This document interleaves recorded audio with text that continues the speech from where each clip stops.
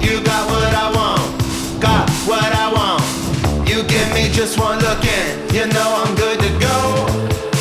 You know I'm good to go. Thank you for joining us on Minds of Commercial Real Estate. Today we have Mo Mochizadeh, principal and founder of MOCRE Development. Mo, thank you for being on the show. Thank you for having me.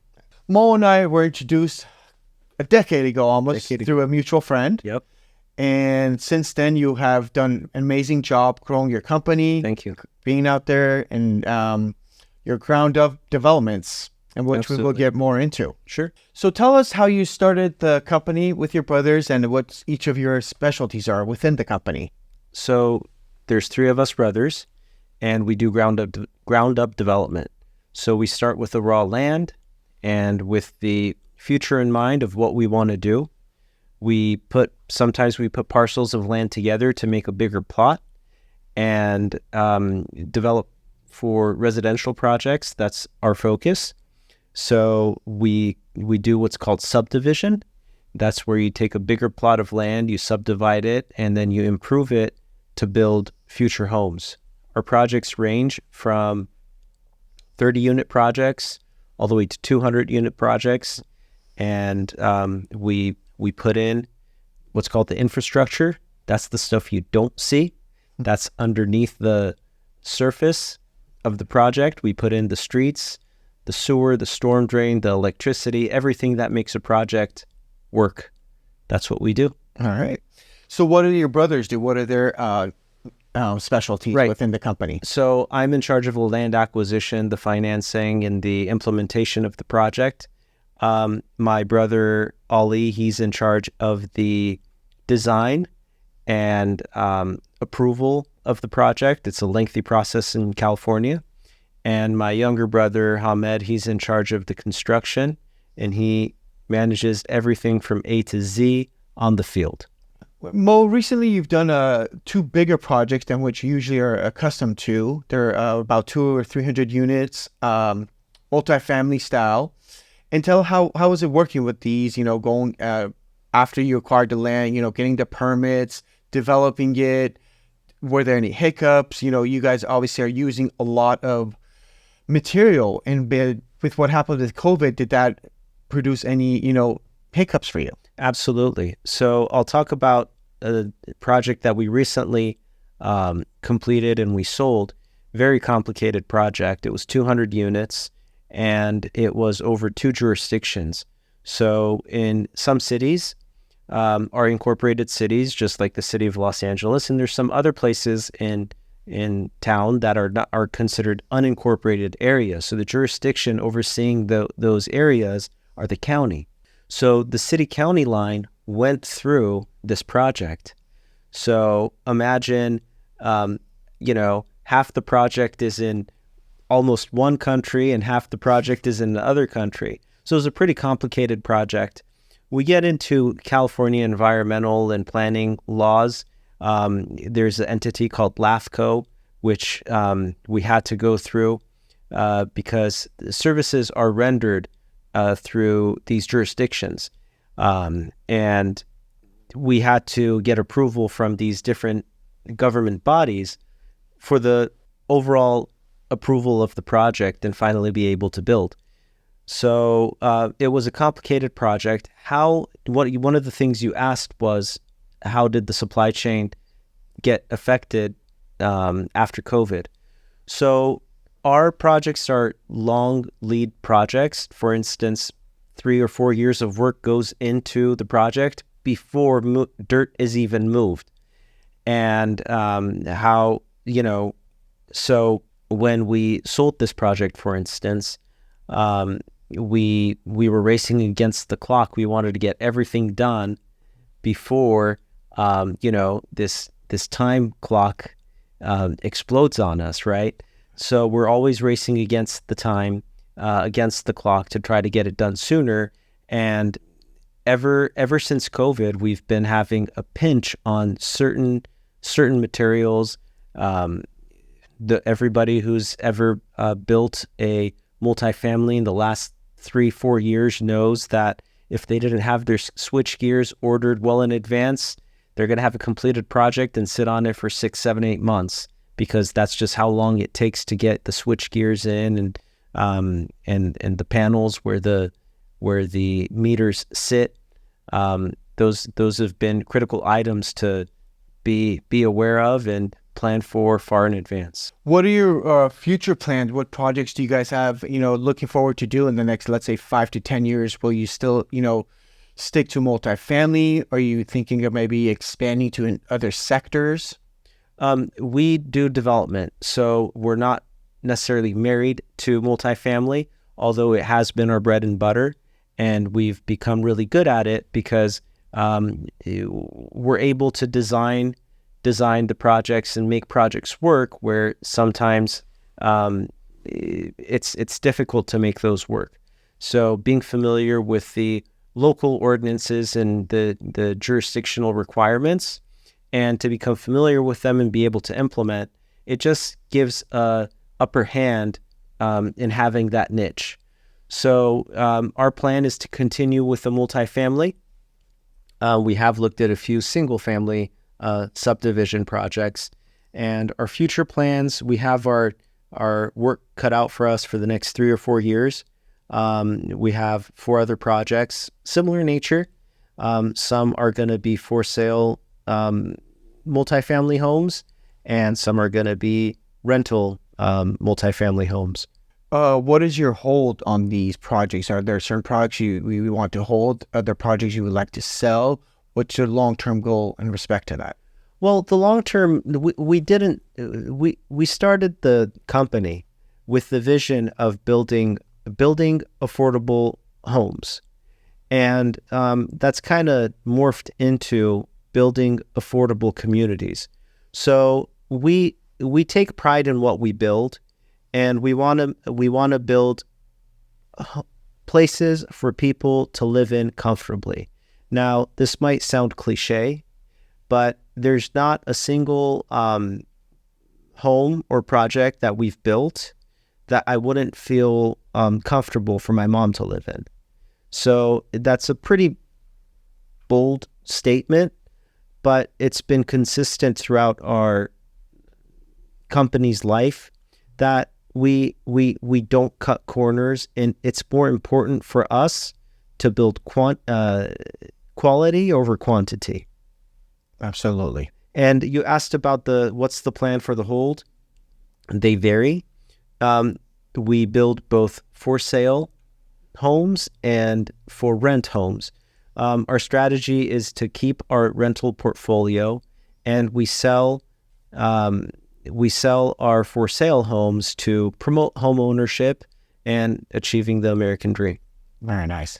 On this recent project that you're at the tail end of, it's a very unique one, the Aldea project. Yes. Before I get there, your area of expertise is in the Fontana area, correct? We've been very fortunate and blessed in the city of Fontana to build there. Absolutely. Sure. I would like for you to go a little bit more detail on this Aldea project, how it took a while to get you get the plans approved.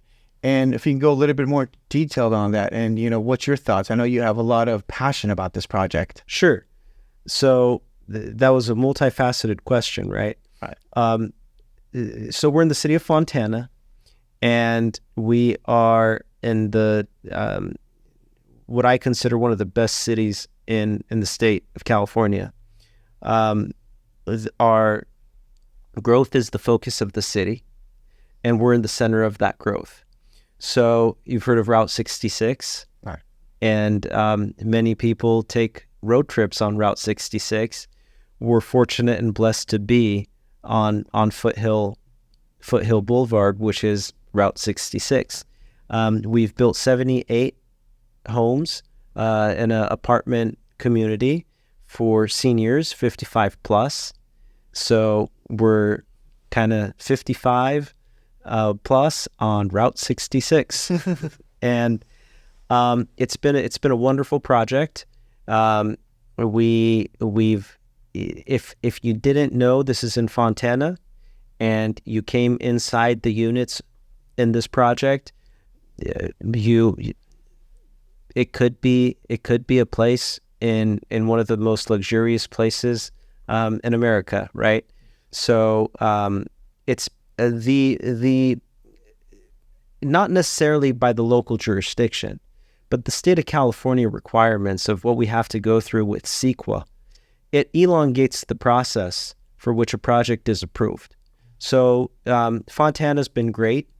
Typically, this process in LA is about 1.5 to 2 years. We see this in about half that time in our local jurisdiction, which makes it wonderful to work in. Very nice. Between the three brothers, I obviously work with you more hands-on since you were in the acquiring and also the financing aspect of the projects. When the last year, getting financing, obviously, as you've seen what's happened in the market Sure. trend has been a lot more difficult. Absolutely. The lenders are becoming a lot pickier. Sure. What do you have to say in regards to that? Well, we're a small company and we could maneuver. We're fortunate that we don't have a board to report to, and we could make quick decisions. So it's been we you have to be nimble, and any project that you see built in the last 2 years is subject to a pinch because of the cap rates, because of what we see in the market. So projects that went in with a projected value of X million dollars, right? We see a 30% decrease from what it was originally performed at, because we were able to make the financing work with lower leverage to begin with. We're able to make maneuvers. You see other builders that have lost their projects to the bank, and we're fortunate enough that we've been able to work through all these issues with our lender. Very nice. Based on what's going on in the marketplace today, obviously, as you said, you guys, been able to pull all your projects through, even with hiccups that occur in the middle of any project, you guys are able to maneuver as a team, amongst the brothers. You guys make decisions quickly and are able to handle it. Which leads me to, my next question. Right now, let's say you guys obviously have the next 3 to 5 years planned out for you. After that, if it comes to a time where there's not a project here or there, will you guys develop for other individuals, for other people that have land? Certainly. So our company employs 25 individuals that are my colleagues, and it's been a blessing to work with every single one of them. So because we are a family company, we don't have limitations for expanding our team. We have consulted on some projects for other developers, and we welcome the opportunity for any landowner who wants to develop their projects, that we could bring in our expertise to build other projects. We certainly welcome that. As a developer in the community building these affordable homes, what is your recommendation to others who are maybe students who are trying to get into this industry? Or is there anything, because you are hands-on, that maybe you've learned throughout the years of being in the, playing in the mud? Sure. What is your recommendation? Don't.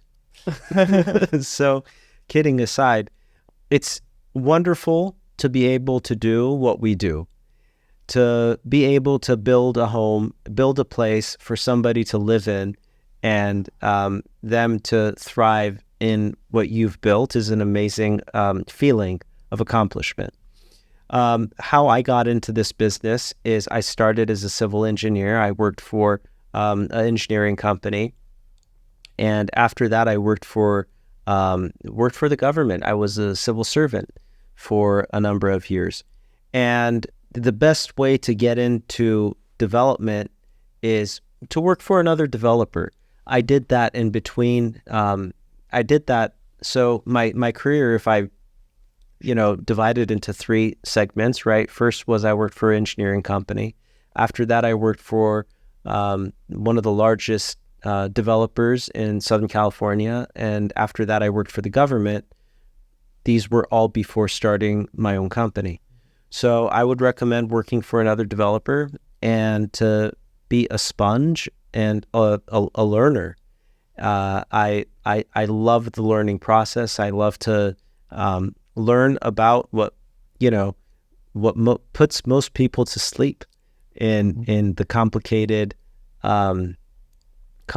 planning process. So in a way, we're problem solvers. We're not necessarily just developers. We like to find solutions and make things better.